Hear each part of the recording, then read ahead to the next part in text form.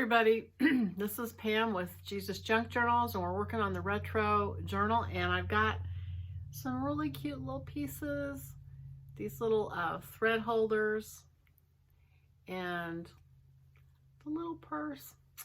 So I'm having a good time doing these pieces and parts, so let's do that now. Okay, so here is the passport, and I used just some regular copy paper that I had tea stained for a couple of them, and then I had another piece of paper that came out of a book that I decided to use. It's thin. So I have 3 of these sheets, and I'm gonna ink them. And here's the cover. And I'm probably going to trim them down after I get them in here so they don't stick out past the cover. That's my thought. Boy, does anybody else have trouble with keeping their pen to their glitter glue? I have lost the original pen, and then I have my friend Bev that gave me 3. She bought some and gave me 3, and I lost at least 1, if not 2, and the other one I can't find. I don't know what I did with it. I put it someplace safe so I wouldn't lose it. And so last night I bit the bullet and got on Etsy and bought some stainless steel pens from the Art Institute, and my goodness, they're not cheap. I mean, I think the actual pens were $1.95 for 6 pens, but then you have to pay like $3.99 shipping or something like that. So it does not pay to lose the pens. But I've tried the other pens, and right now I have a regular pen in there, and it eats through the finish and rusts the pen and makes the glue all yucky. I don't know if I'm the only one. I must not be, or they wouldn't be selling them on Etsy, right? But it is so annoying. I laid that pen down last night and did my thing, and when I went back for it, it was gone and nowhere to be seen or found. So, anyway, I'm looking through. I went flea marketing yesterday with Bev, and oh, you guys, there's this place, if you ever get to Oklahoma, what's the name of the town? Oh, it's about an hour from me. Anyway, they have a fabric outlet, and it's the same cloth. They said that they sell it to Hobby Lobby and those places. And it's the fabric that, you know, even at half price, it's $10 a yard. It's upholstery fabric, curtain fabric. You know, it's not clothing fabric necessarily, but nobody really makes their clothes anymore. But if you're doing journaling, it's $1 a yard, $2 a yard, $3 a yard. And it's on these big bolts. And I think the most expensive one I saw was $4, and it was a really, really heavy, like upholstery fabric. But I've taken several friends there. I bought fabric there for making slip covers for my chairs. I don't know if you're anywhere close by Oklahoma, you might want to check it out. And it's, okay, Shoto. Shoto is one little town, and then this fabric store is in the little town right next to it, runs into it. And Shoto has like probably 10 or more little flea markets that are really, really neat. So there's more than just one thing to do if you go there, although it's just out in the middle of nowhere and not a lot. They have a McDonald's and they have Amish people live there. And there's an Amish like restaurant and an Amish like little grocery store where you can buy, you know, by the pound different goods. And they sell cheeses and things like that. So we had lunch there, and that was excellent. It's weird because there's also this gigantic complex from Google, out in the middle of nowhere. It's huge. It's like you look out in the middle of a corn patch and there's this huge, I mean, I can't even tell you how big it is. Gigantic. And the girl that worked at the fabric store, it's right down from the fabric store. I believe that store's called Fabri-Cut.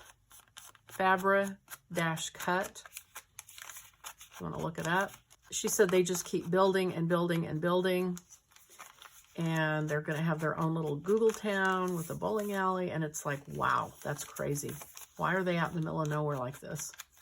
And what are they doing? And she didn't know. Nobody seems to know what they do there or what's going on. But it's huge. So anyway, that's just another little landmark out there. Anyway, the flea markets were awesome. We found some lace. And I found another needle book that I had to have. And found a hairnet in its original packaging that I wanted to put in one of my retro journals because I know I'm going to make more than one. But boy, if you like fabric, like I like fabric, and also trims, they have like fringes and things like that, and cord, like, you know, if you're doing fancy drapes and you have that fancy cord that goes on them, and piping and all that. It's like $1 a yard. And so what I did, I got some fabric because I know eventually I'm going to make a boho journal. And so I saw some things that just to me looked like boho. And in fact, you know, I think I'll stop and just, here, it's in this bag right by me.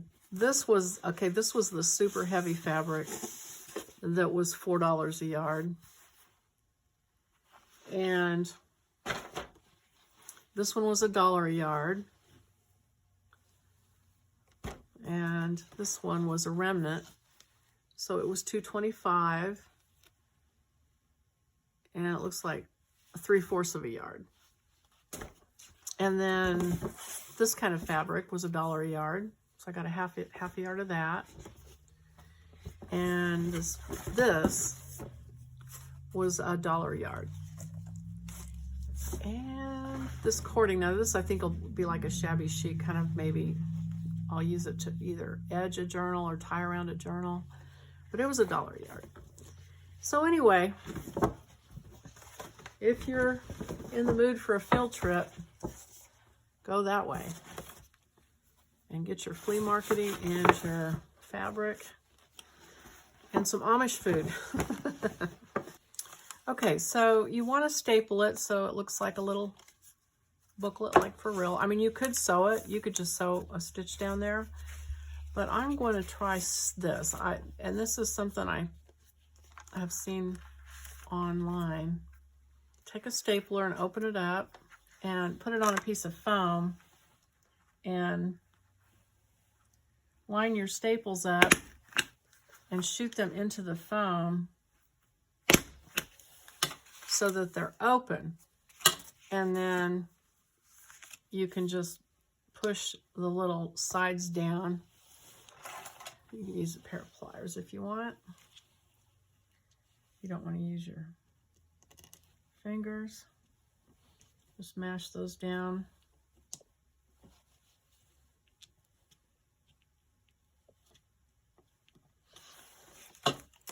So it's stapled like a real little book. And I think I will, actually, I think I'll trim that down and maybe I'll have to re-ink it probably, but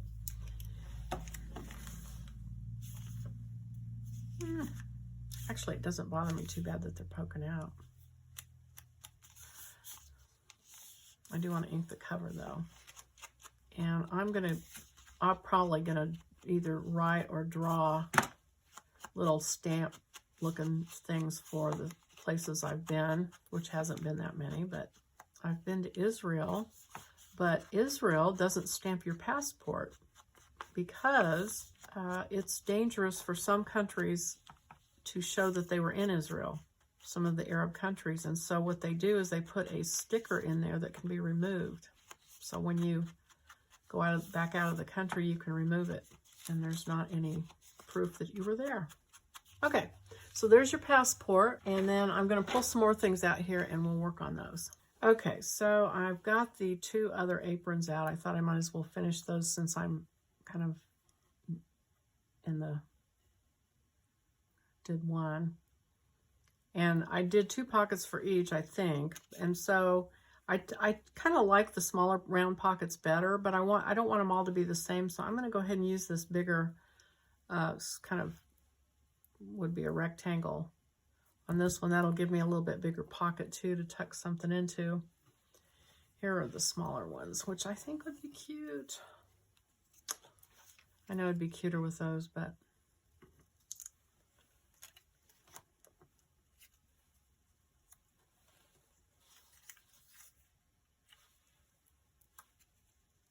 no, I'm gonna use the rectangle just so it's different. So pull the pin out that I had to replace.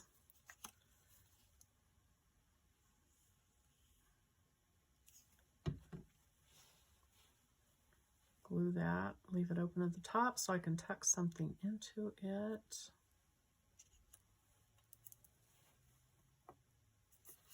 And I think the same green bias tape will work on this one.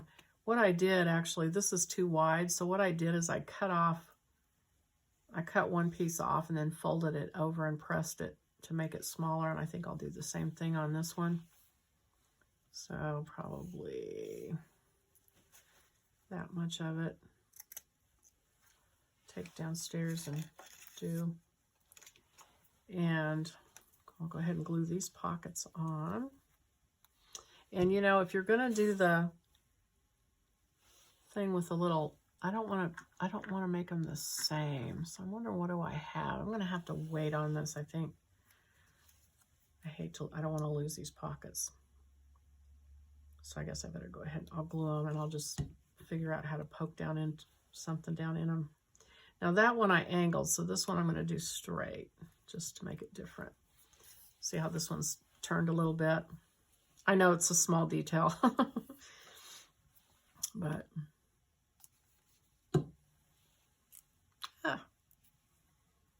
don't drop it on there. Oh well, it'll dry clear.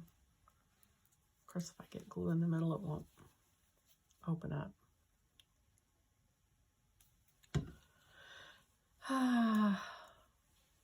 Okay. All right, so that one now I need a black ribbon for to make the tails. And these are just extras. Okay, so I'll come back to those in just a minute. Gotta iron that. So one of the things is this, which if you've made any of my kits before, you know how to do this, but if you haven't, if this is your first one, I gave you a choice of 2 different color ways, and I will probably do both.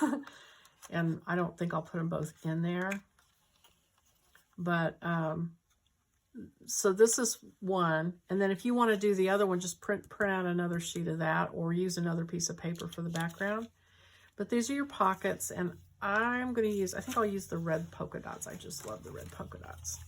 And I cut this out almost all the way, but I didn't want to completely lose them until I was ready to do it.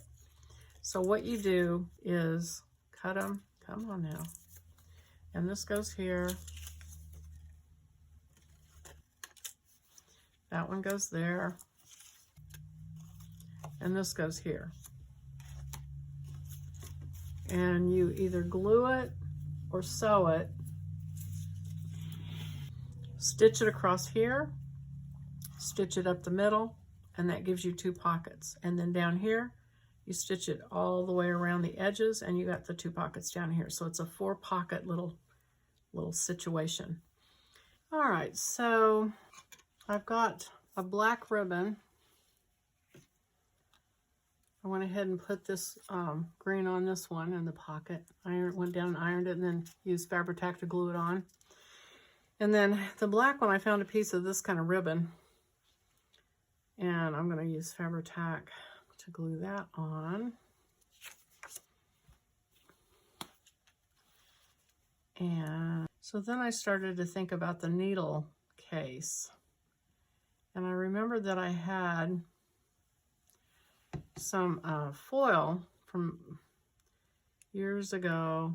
I used to make candy every Christmas, chocolate covered candy, and I got this foil to wrap it in, and I've been carrying, we've moved twice to 2 different states, and I still have the box with the leftovers stuff in it.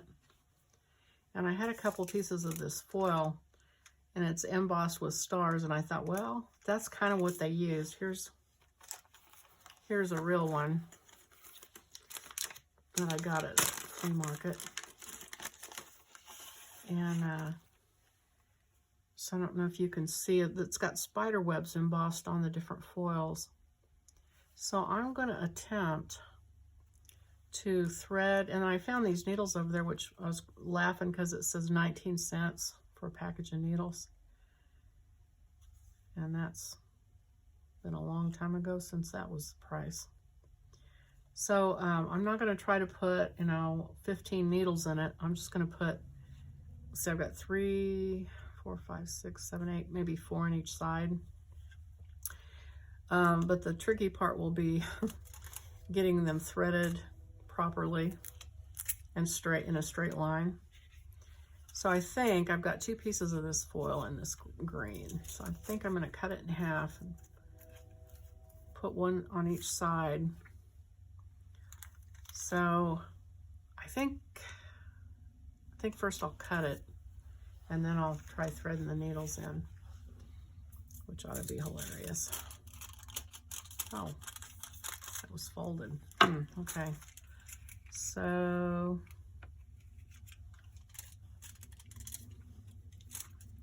looks like maybe instead of cutting it, I'll just fold it and let the needles go through 2 layers of foil. So let's see what halfway looks like, if that fits.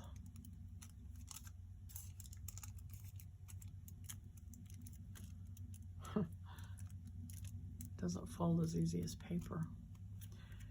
Okay, so that would work. Okay, so I'm going to cut this.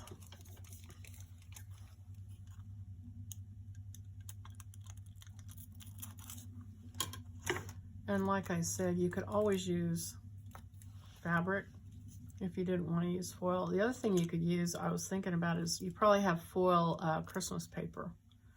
So that would certainly work. Let's see, looks like they went down about that far.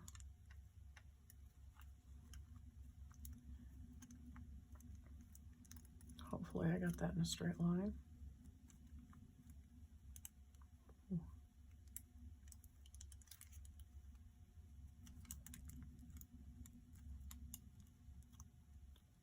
Something like that. Yeah, it's not really straight, but it's a junk journal straight. It's Pam Sledd junk journal straight. You guys have probably figured out I'm not that precise on things, which is what I like about junk journaling.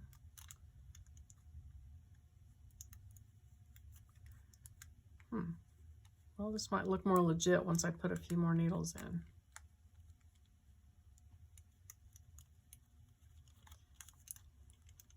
The shininess of the foil might hide the imperfections, maybe. Or not. I'll pretend it does.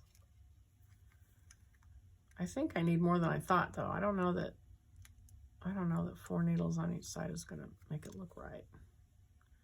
That's okay, because I have quite a few needles.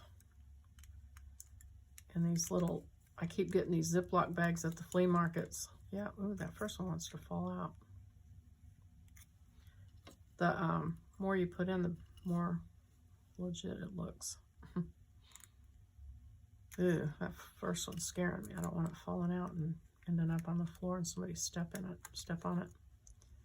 I don't know about you guys, but when I grew up, my mom and dad, boy, they let me do a lot of things without too much interference, but sewing, They were really crazy about needles. They were like, keep track of that needle.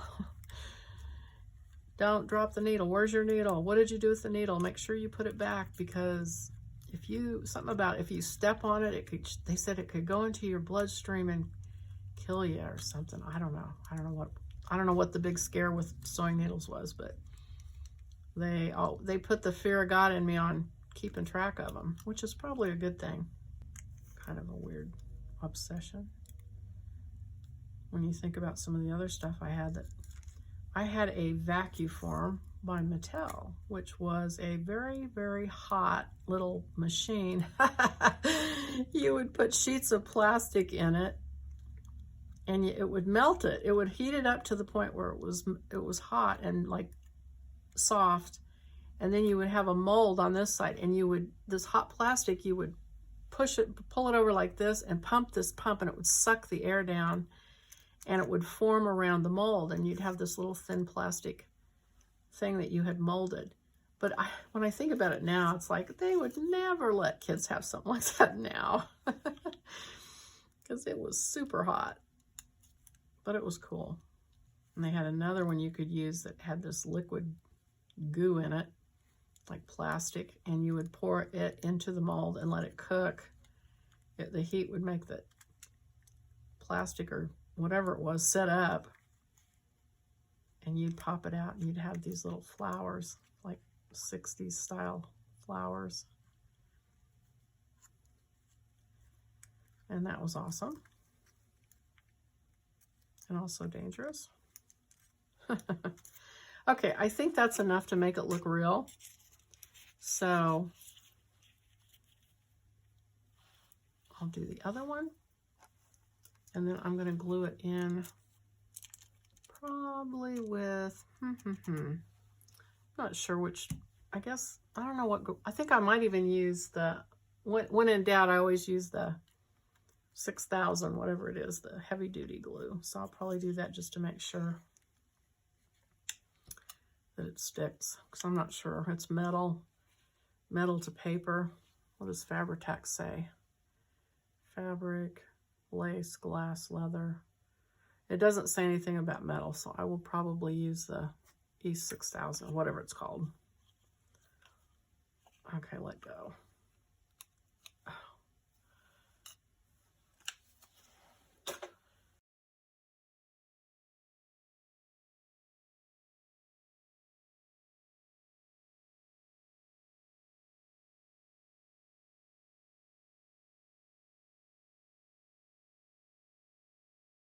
Okay, I still feel like it needs a couple more needles, so I'm gonna go get a couple more needles and I'll be back. So here's what I did. I put some more needles in, but I also folded back the edge so it wasn't quite as wide. And the needles are falling out, and so what I'm gonna do is run some Fabri-Tac across the back. So I think that I'm just gonna glue these needles in, because this is really more for show. I don't foresee the day when I'm going to have to get in here and use these.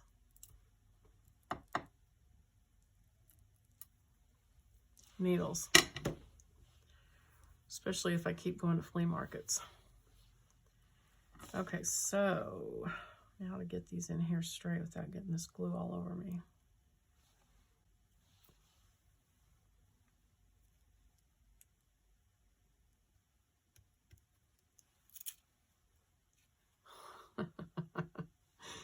Yeah, well, that's how it goes for me. Okay, so then on this side, get it centered, sort of.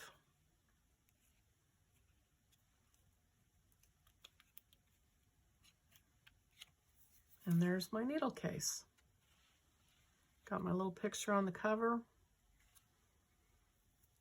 And I'll let it dry, and that'll be the needle case. Okay, oh, and I found these. I thought these were cute. I was looking for the needles, and it's a nylon restringing outfit with novelty clasp, 10 cents, for restringing all styles of pearl necklaces, made in the USA.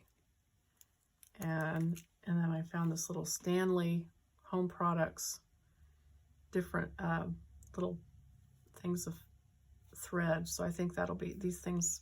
I've got so many things to tuck in. I know I'm going to have to do more than one, and then this is the stitched pockets, and I'm going to tuck these.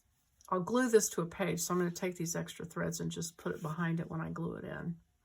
So I need to ink these. I forgot I should have inked the pockets before I sewed them in. So if you haven't done yours yet, remember to do that. It's easier. You can always stick a card in and ink them that way, but it's just easier to do it ahead of time. So now I'm going to stop this video and work on some, I got a lot of inking to do, and so do you. So I'm going to ink, and I'm going to get a few more things out for the next video.